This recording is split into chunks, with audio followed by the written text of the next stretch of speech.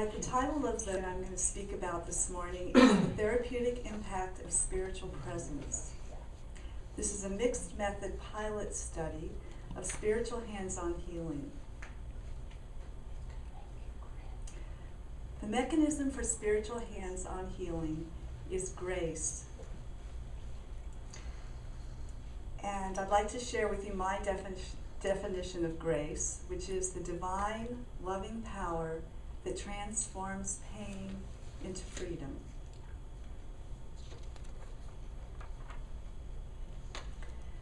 The first part of this presentation is going to be the academic, research study-oriented part, and then the second part is one where I'll be sharing with you experiences of people who've participated in spiritual hands-on healing. So this is a mixed methods research study. There's a quantitative strand with a rating scale and a qualitative strand with an interview. This is the diagram of the research design. We don't have to go through all the details here, but if you look to the left, you'll see the quantitative data collection and data analysis diagrammed, and then to the right, you'll see the qualitative data collection and data analysis. And then at the bottom, the circle is merging the results, which is what we'll be doing in the second half of this presentation. The procedure was working with 11 volunteers. The only criteria for them to volunteer is to want to have a spiritual hands-on healing session. And it was a 15-minute hands-on session. There was an interview and rating scale following the session, and then there was a follow-up at 6 weeks. As far as demographics, the only thing that is of note here is that there was a wide spiritual orientation. There were people who were agnostic, Jewish, Christian, New Age, and East Indian. I did not find out particularly what their religious orientation was before we started the session.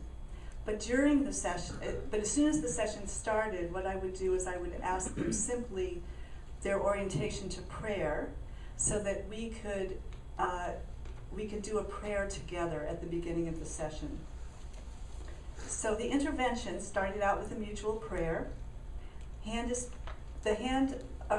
asked them where they would like my hand placed or hands, and then they would tell me. And then most of the session was silent, and there was some conversation, usually initiated by the person perhaps talking about their experience or asking a question. So the quantitative strand was done with this rating scale. It rated shift in chronic condition.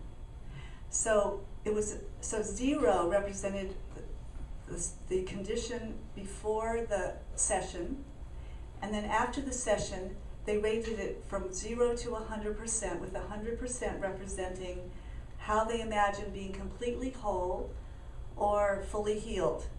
So then they rate that after the session, and then they rate it 6 weeks later. And this was often several conditions.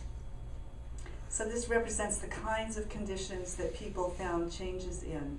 The red is physical, the yellow is emotional, the purple is spiritual, the green is energetic, subtle energetic, and the blue is behavioral. The percentages right over the bars represent the mean of the improvement that people found after one session in that category. And as you can see, there are here a total, the number inside the bar represents how many of those conditions they experienced healing.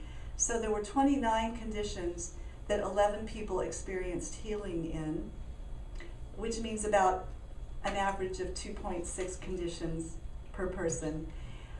In reality, most people experienced a healing in the physical, not everybody, but most people, and then most people would experience one or two other conditions, chronic conditions, over halfway healed.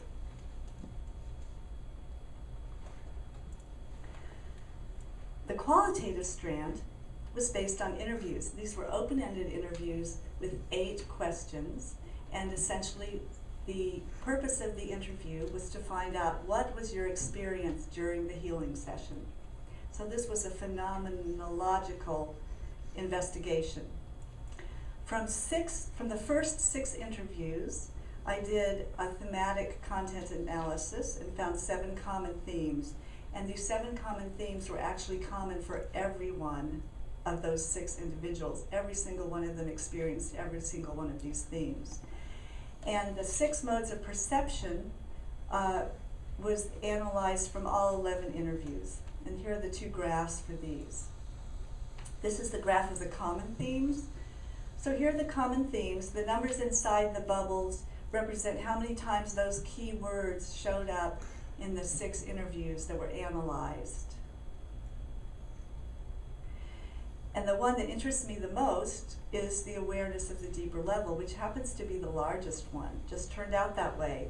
But I found that very valuable because, to me, that meant that people were going to a deeper, or sometimes they described it as a higher level, sometimes they described it as a deeper level, but they were going to a level of awareness that they had not experienced before. So what that said to me is that the results of the healing also left them in a situation where they would be more open to healing in the future. The graph of modes of perception is a graph that I created as I was actually doing the thematic content analysis. On the left-hand side, on the y-axis, are the 11 participants. Across the top, the x-axis, are categories that I first wanted to divide the results into. I started with 4 of them: physical, emotional, mental, and spiritual, because I was listening as I read through the interviews to how they described their experience. Some experiences were definitely physical experiences, some were emotional experiences, some were mental, and some were spiritual perceptions. But as I went through it, I found 2 other categories because so many things did not fit into any of those 4. And they were the subtle energetic perceptions and the altered state perceptions. Now you may notice that this chart is somewhat similar to the quantitative chart that I showed you at the beginning, but it's interesting to note that they do correlate a lot. Although the chart at the beginning was quantitative, it came from a rating scale where the categories were already established, and it had to do with chronic conditions that they felt a shift in. This, in contrast, is phenomenological. The categories came from analyzing the content of the vocabulary they used. And these had to do specifically with experiences that they were having in the moment during the session. So what I'd like to do now is shift gears. That was the academic, analytical part of my presentation. Now I'm going to shift to sharing some stories with you from 4 of the 11 participants to give you an idea of the kinds of things that happened. And I'm going to do this by both sharing some of the outcome that was reported on the quantitative strand, but also share the quotes with you from their interview.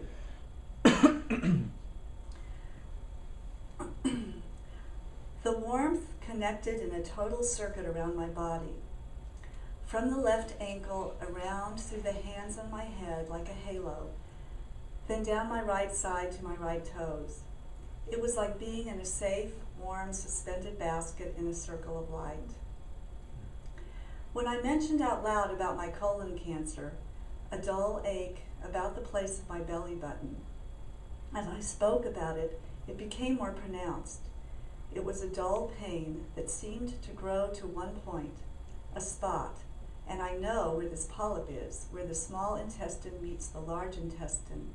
I felt a hot, tender place. By the end of the session, it was gone.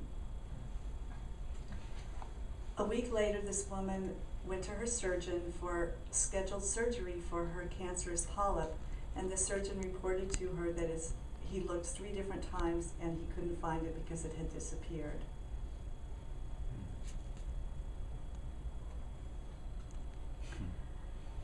This gentleman had been suffering from a chronic overuse condition in his elbow called pronator teres syndrome.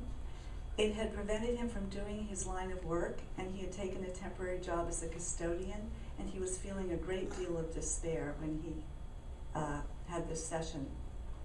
So he described part of the session like this.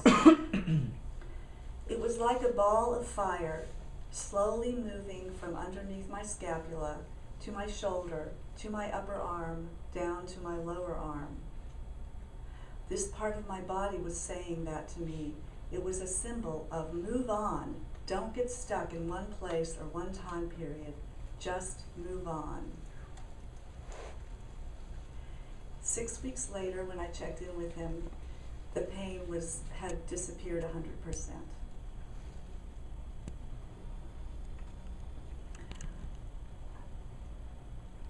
This person had difficulty functioning because of a chronic indigestion condition that was related to unmanaged stress. So this is what she reports from part of her session. I felt a very tangible energy. I could hear a slight buzz, almost like the sound of the universe, like the sound of a certain presence. Then I had this sense of, I feel God. Having this presence and actually feeling it is so much more of a motivator. I want this more. I want this to be a part of my life. And hearing from God that if you do your practice, if you meditate, all you have to do is be willing and I'll be there. That message was really beautiful. It pushes me to really practice. It motivates me in a way that no intellectual talk could. So 6 weeks later, when I checked in with this person, she said that she had improved 65% the condition in her belly, and that she had taken up a regular meditation practice.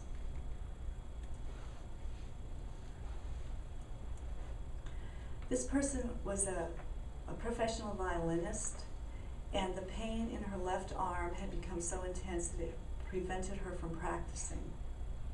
So during the session, or right after the session, this is what she reported experiencing. You put your hand behind my neck. Then I had a burning sensation running along the outside of your hand along your finger, like a core burning which subsided. I had an incredible sense of how lifeless my left limb has become. I had felt sadness before, but now it was vividly amplified. There was hardly any vital energy. It is withered. I keep using it, but inside it has been feeling like this. I remember a sense of golden energy moving through a golden circle, moving through your hands and through my body.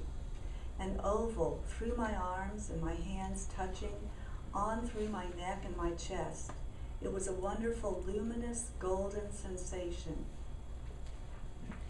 Then it came to me, a thought. I can't do it alone. So 6 weeks later, when I contacted this woman, she told me that about half the time, she no longer had any pain at all in her left arm. Whenever she performed for other people, she had no pain. And whenever she practiced alone, the pain was there. So, in bringing this presentation to a close, I would like to share two things that I personally have come away with from this 7 months of doing this research.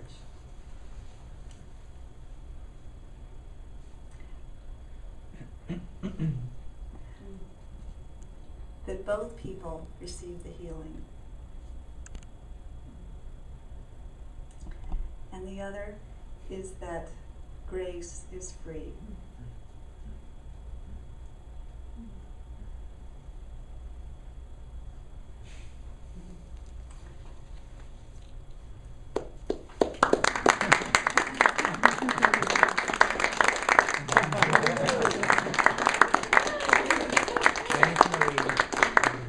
Thank you very much. And so I have a little extra time if anyone has any questions. Can I make a comment? Sure. You were perfect to go first. Okay, so everybody, you were perfect. Thank you for setting an amazing, graceful, and inspiring tone. Thank you. Oh, I thank love you your very work. much. Yes. You set the bar. Thank you. Thank you. Courtney.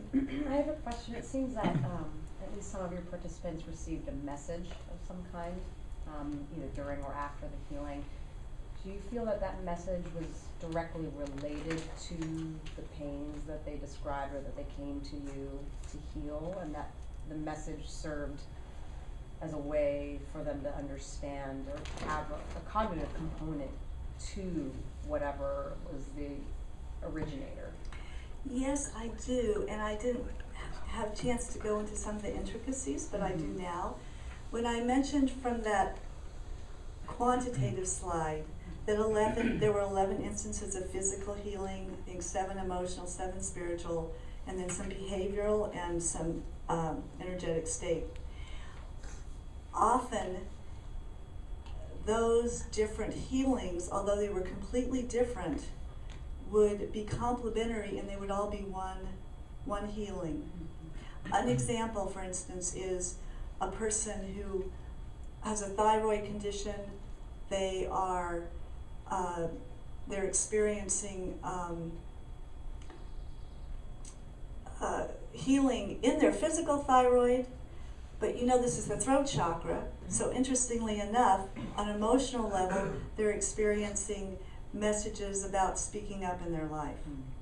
Or another example is a woman who was having very distraught experiences in her belly, and it was so overwhelming, she didn't know what was going on, and when that energy released, there was a whole bunch of guilt with it, and with it was a whole emotional piece related to a message she thought she'd gotten from God when her father died, that she should work for hospice, but she didn't want to work for hospice, and literally she got the message from God that she didn't have to, that there was something else. And so all of it happened at once. It was like physically her belly was suddenly untied, emotionally she felt freed of this burden that she'd been carrying around of double-sided guilt, and then spiritually it was an entirely new sense of purpose for her. So yes, often there are like several layers, and it is beautiful to behold. And like you said, some of it happens during the session, and other times it's when I check in 6 weeks later and I see what's happened in their lives or what they're saying about how things have unraveled. Does that answer your question? Yeah, because I think that sometimes we have physical pains and we don't know why. And so I feel like a clear message is certainly pointing us in a direction towards this is how to heal. And I think that's so useful, and it's amazing that that happened for so many of your participants. Yeah, thank you. Jeannie. Yeah, hi. Hi. Good morning, I should say. Good morning.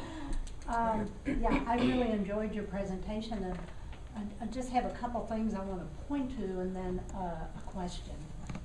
And one of the things I'd just like to point to is, for me, I would have liked to have heard a real clear topic statement, like right in the beginning, like this is what I'm doing and this is the purpose of it. Because I found myself having to kind of figure that out on my own. Thank you. And we're all pretty knowledgeable, but for maybe a more naive reader or viewer, they might have a hard time. So that's just a helpful critique there, that it just, and maybe helpful for all of you, that just to have that right up front, and then, okay, you know. The other thing that I think is also helpful is to let us know what your philosophical worldview is around research, and how that might tie into the methods that you use, because it often does, and you know what philosophy you come out of, and that's just something for you to look up, and the reason I say that is because when you get down to doing your mini proposal, and doing, research here at the school, it'll be important for you to identify that and really relate that. Thank you. Yeah. Thank you very much. I Right, appreciate yeah. that. And so that's a, and something I was very curious about was you as the person with the hands-on, and perhaps what you did before the hands-on with the participants, if there was some particular way you prepared yourself, or, like, how did that process happen? You mean for me as the person putting the hands on? Putting the hands on. Internally? Yes. Well, internally and practically. Did they walk in and you just put your hand on them, or was there some meditative practice you did before? On good days, I meditate before I work with someone. And sometimes I run out of time, just like all of us. So actually, that doesn't seem to be a requirement, just from my own internal observation. I practice a lot of prayer and meditation in my life daily, so I kind of expect that to overflow into this. And while I'm there, I actually have a lot of time while I have my hand on people, because not much is going on, so that's usually when the time I fill it up with prayer. Does that answer you? And I will add, since you asked, that many people in the class know that I teach an online course in spiritual hands-on healing, which has been inspired by all my work here at ITP. And I will say that it is very exciting. I'm in the 7th week of an 8-week course, and I am finding that people across the country that I'm working with over Skype, the same thing is happening for them, which is very exciting to me, because they do not have any background in meditation, in spirit. Some of them aren't even spiritual. They don't have like any particular spiritual identification. Yeah, I won't say they're not spiritual. I believe everyone's spiritual, but spiritual. They're not like they're not like meditators, or they don't necessarily go to church or whatever. So that's very exciting. Yeah. So, and that's what I do, is I encourage them to stay focused on prayer and healing, or whatever they relate to while they're in the session. Be open to the divine power of healing. To be open to grace. Yeah, thank you. Thank you. That was very helpful. Okay. Yes.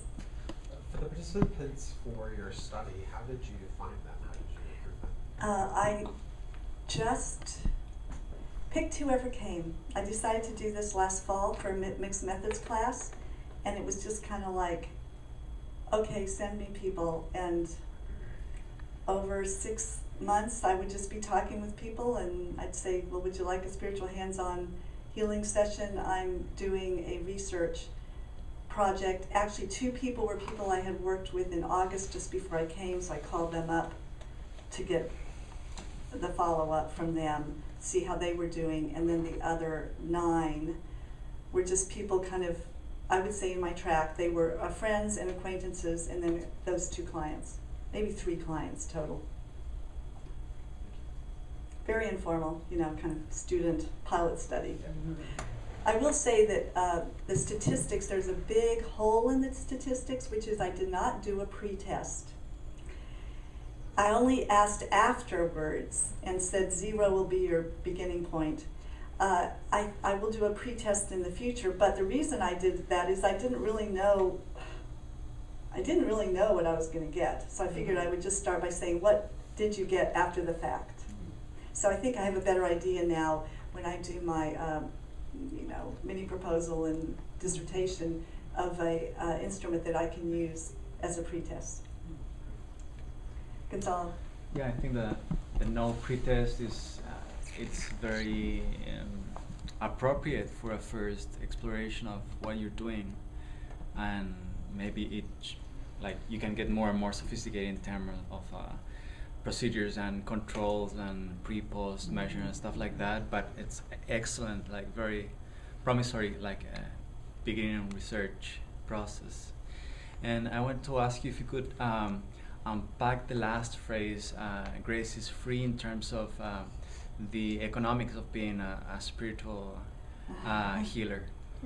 That's a good question. I've been definitely dealing with that. I'll just tell you where I am right at the moment. At the moment, I would like to be able to make my living doing other things, not have it dependent upon spiritual healing, and I would like to simply ask for donations after the fact. I think that that would work well. And I really like teaching it. So I think that that's a viable thing. I think that my time teaching, I can, you know, I can say this is how much I would charge for the class, for my time for teaching. But I would like to be a professor or something that's not related to healing. So that ties with my second question is, one may think that this is a process that depends a lot on the specific person that is doing the healing, and how does this translate to a educational program like anyone that is willing to will be able to learn how to heal?